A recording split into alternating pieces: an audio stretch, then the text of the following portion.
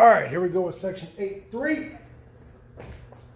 Tomorrow we'll review. Friday we will quiz over these three sections, so make sure you're asking questions if you have them. So now we've talked about just plain x squared. We've talked about ax squared. Yesterday we threw in the plus c. Now we're going to throw in this term right here. We're going to start shifting this thing left and right.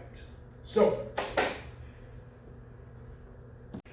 all right, so let's go back to the way we started and let's make a chart. And we're going to work on this first function here. So we're going to start plugging in numbers. We're going to plug in 0. So y is 2 times 0 squared minus 8 times 0. Get out calculators if you need them to multiply by 0, but we should know that this comes out to be 0 minus 0, which is, of course, 0. All right, next, plug in 1. 2 times 1 squared. I know I got to do 1 squared first is 1. 1 times 2 is 2. Put in 1 here. That's negative 8. 2 minus 8, negative 6. Okay, plug in 2. 2 squared is 4. 4 times 2 is 8. Put in 2 here is negative 16. 8 minus 16. I plugged in 2. I got negative 8. 8 minus 16 is negative 8. Okay. I guess let's keep going until we figure something out here. 3. Put in 3. 3 squared is 9. 9 times 2 is 18. Put in 3 here. 8 times 3 is 24. 18 minus 24 is negative 6. What do you notice? Yeah, I got the same answer twice. Fascinating. Let's try 4. 4 squared is 16. 16 times 2 is 32. Put in 4. 8 times 32. 32 minus 32. I put in 4. I get 0. Hopefully you've done enough of these in the last couple of days. You're starting to recognize, hey, I'm getting the same answers. What does that mean? Well, that means I've got something going on. I'm at 0, 0. I'm at 1, negative 6. I'm at 2, negative 8. I put in 3. I got negative 6 again. Oh, there it is. There's my parabola. So I noticed right here is where it switched. Right there at 2, negative 8. That worked out. That would be my vertex. Okay. Well, if you know what you know from what you've been doing, you'll notice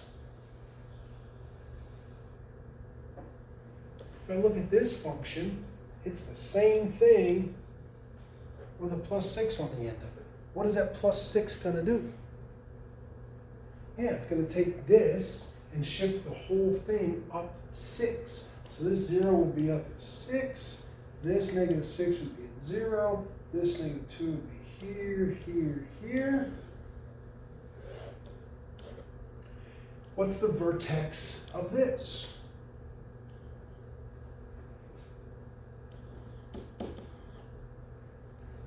What do you notice about those two vertices? Yeah, so I got 2, negative 8, and I've got 2, negative 2. They're the same. Okay. Well, watch what happens. I can make you work through this and graph 50,000 things and try to come up with a relationship. I'm just going to tell you what it is. So, this is the big deal. The axis of symmetry is negative b over 2a. That's the big deal. Okay? So, when we have this function, if I were to find the middle, by the way, you should be writing all of this down. When I want to find the middle of my parabola, the middle of my function, the axis of symmetry, I do negative b over 2a. So, if I look here,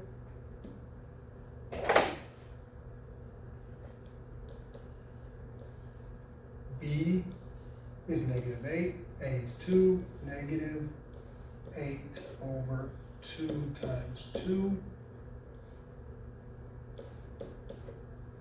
Sorry, that's hard to read. That's a negative 8. So negative negative is positive. 8 divided by 4 is 2. So I know that axis of symmetry because of what we talked about in the very beginning of these, how the axis of symmetry, whatever you have right here for your axis of symmetry, is also the x-coordinate of your vertex. So this vertex, whatever it is negative b over 2a comma something. Your vertex will be the same. The x-coordinate will be the same as your axis of symmetry. So now that we can figure out the axis of symmetry, I can use that to figure out my vertex so I know where that vertex is going to be. Awesome. The other thing that's going to be extremely important here is this number out here because the y-intercept is going to be that number, 0c. We touched on this and talked about it just briefly. I hinted at it 2 days ago. Whenever you see 0 first, you know that is also a y-intercept. So 0c, I know c is going to be my y-intercept. Why is that so helpful? You'll see in 1 second. So this is all we need. I need my axis of symmetry and I need my y-intercept. So find the axis of symmetry in the vertex. So there's my equation.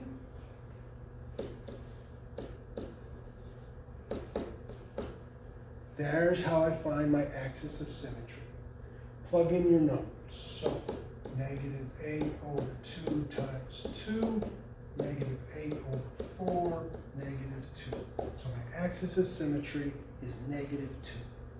So I know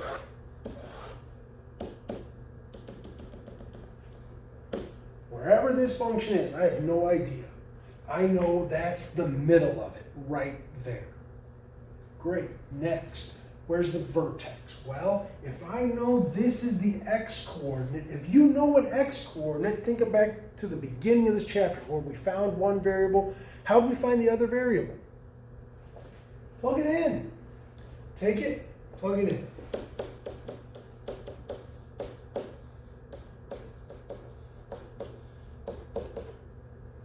Told you in the beginning, calculators, if you're going to do a negative number in a calculator, if you're going to square it, put it in parentheses so it doesn't write. Negative 2 squared is positive 4. Some of these smaller numbers you might be better off just doing in your head. So that's 2 times 4 plus minus 16 minus 1, 8 minus 16 minus 1, negative 8 minus 1, negative 9. Okay? So I know my vertex, I plugged in negative 2, I got negative 9, that's my vertex. It's right there. Now we touched on that other part, I didn't ask you here, what's the y-intercept of this function? So I know this function crosses right there. So now, how can I find another point? I could plug in more numbers. It's more work.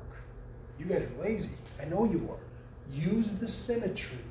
I know that this here is 2 units away from my line of symmetry. So there has to be a point 2 units on the other side. It's a mirror. We talked about that on day 1. So now I know the axis of symmetry from negative b over 2a. I take that point, plug it in to find the vertex. I know the y-intercept because it's always c. Symmetry tells me the other one. Now I can graph my function. There you go.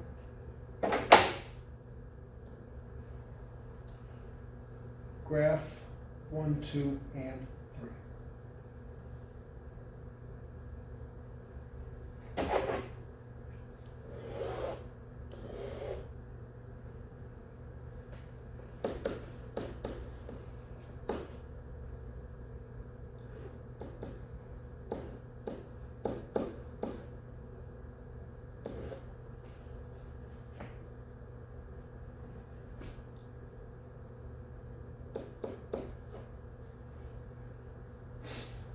So 1/3. Ugh, that's ugly. Yeah, I agree. It is what it is. So that is my axis of symmetry. Plug it in.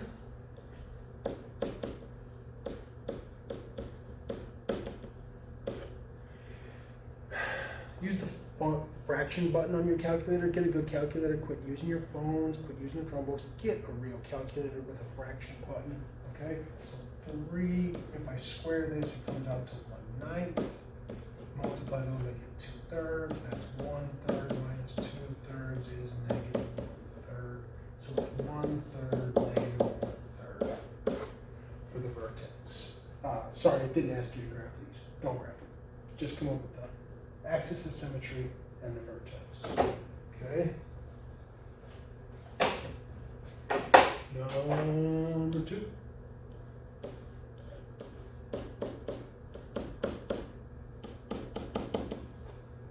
There's the axis of symmetry. Plug it in.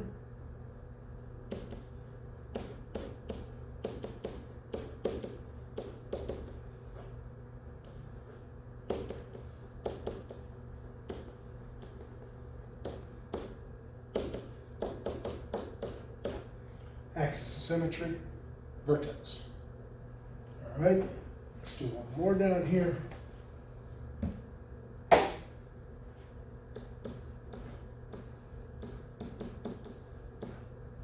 Those two together would be -1, so this comes out to be 7. Plug it in.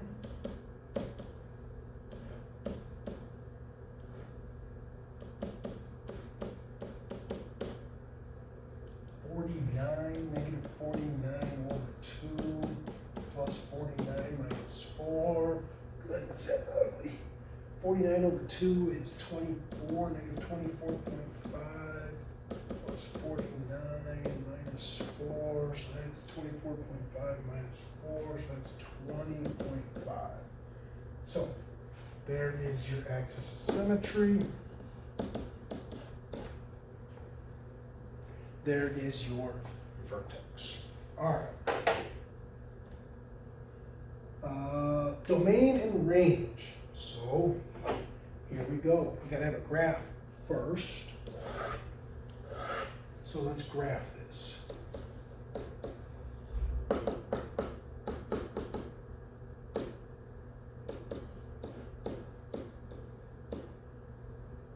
Negative is positive, so that is 1. So I know my axis of symmetry is right there. Plug it in.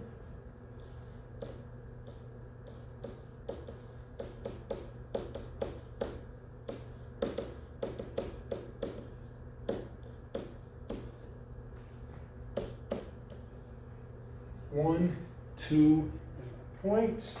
I know my y-intercept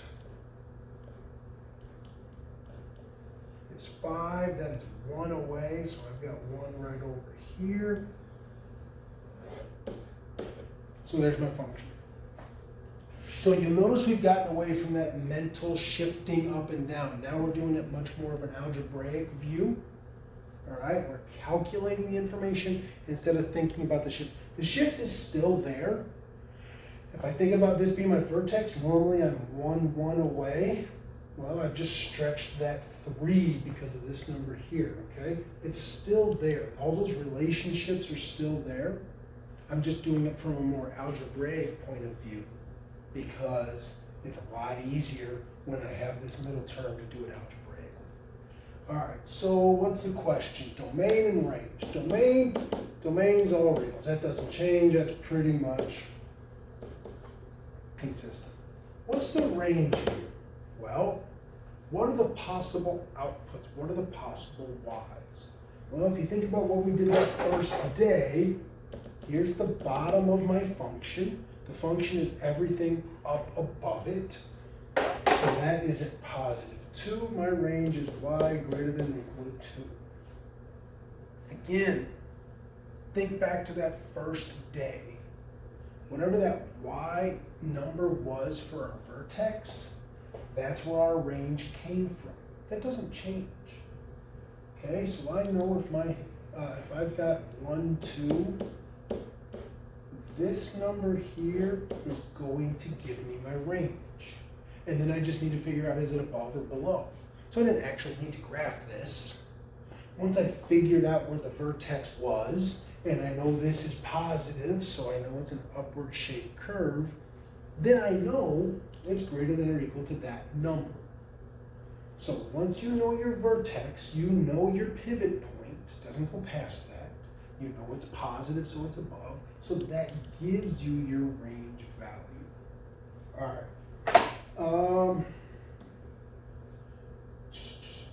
Let's practice this. Describe the domain and range. Well, domain. There, I did half the work for you. I got half the answer. You guys come up with the range.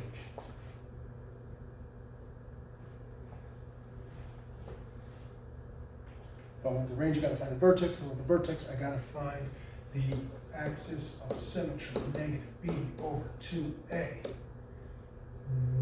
Negative 4 over 2 times 2 is negative 1.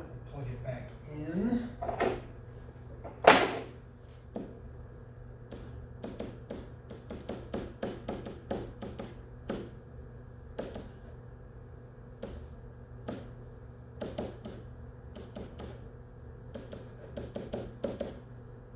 So we got negative 1, negative 1, right? So this number here gives me my range value. I know it's positive, so my range is y greater than or equal to negative 1. There you go. Don't need a graph for that. All right, so we've kind of touched on it a little bit with that vertex. That vertex is my pivot point, right? So I know if a problem asks me for what's the maximum or minimum value, that vertex is going to figure in. That's it right there. The y value here is what we're looking for. So if I want to find a maximum, or if I tell you my graph has a maximum, then I know it has to be this shape.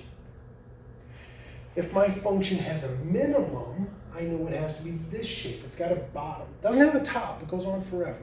All right, so you need to know, if you hear maximum value, you know it's shaped like this. If I hear minimum value, I know it's shaped like this.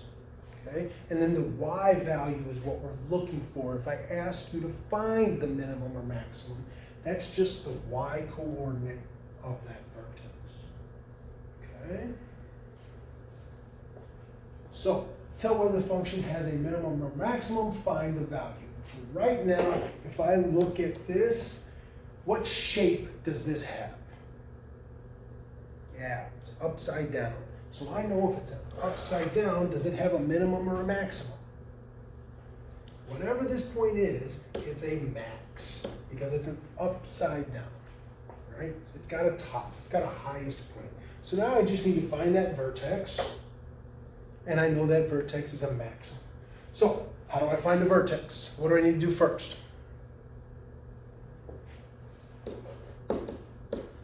Axis of symmetry.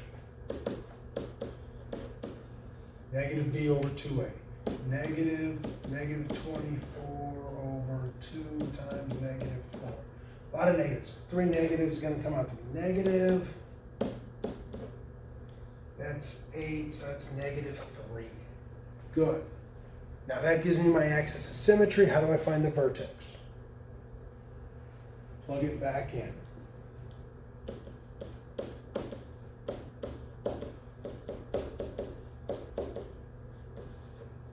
Negative 3 squared is positive 9, so it's negative 36. Negative is plus 72 minus 19. That's 36 minus 19, 17. So my vertex is negative 3, 17. So this right here, I already said is a max because I know it's an upside down shaped curve. So the max value is 17. Okay, that's how you do that. Find your vertex, tells you a lot of information. All right, so I told you there's some real life applications for these parabolas, right?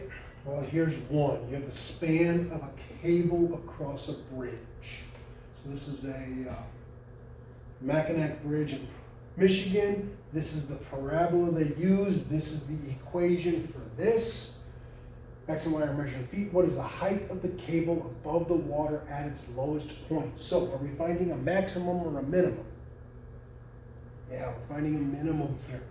Okay, we're going right there. It wants to know, and I can't really eyeball it, I can't see it. It's somewhere in here, and it wants to know that distance, the height above the water at its lowest point. Well, what do I need to find? Yeah, I need to find that vertex. It's in here somewhere. I don't know where. So I'm going to find my vertex. And I don't have a calculator on me, but we're going to do the same thing. Negative b over 2a. Negative 3/7 over 2 times, holy smokes, 1, 2, 3, 4, 9, 8. Get out a calculator, what's that come out to be? Okay, so x equals that. If I want to find the y, what do I do with the x? Sure, plug it in. Grab a calculator, somebody plug that in, tell me what we're going to get. All right, so that is our vertex, and that tells me how high the bridge is above the water. So there's some real practical applications to stuff like this. I'm done talking. Got a review tomorrow and a quiz on Friday. Get it out, get to work. Good luck, ask questions, smile.